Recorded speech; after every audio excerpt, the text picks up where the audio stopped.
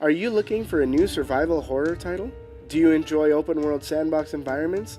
You may want to check out The Forest on your list of creepy, spooky, and stressful games this Halloween season.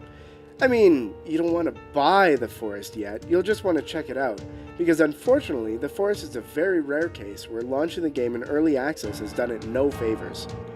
While it has received a lot of support and fame from the YouTube and streaming community on the whole, The Forest's lack of features, glitchy AI, and frustrating lack of use of most of its constructibles completely nullify any of the horror factor that the game promises.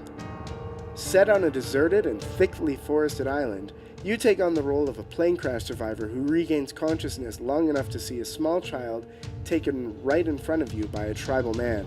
You can only assume the small child is related or connected to you somehow, and you can only assume that the tribal man is different based on his attire.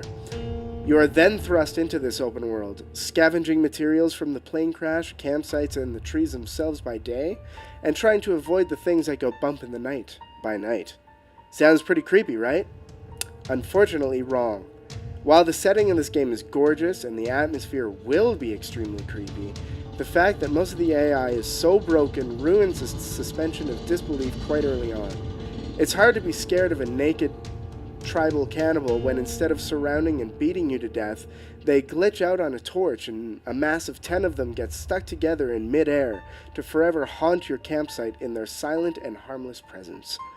And while the game promises to have some excellent features in the future, as well as guaranteed bi-weekly updates, the lack of content really makes this game shallow. So make sure to not let this one off your radar, but until some of the more major features are fixed, it's not a title that you're going to get your money's worth out of yet. Motherfucker.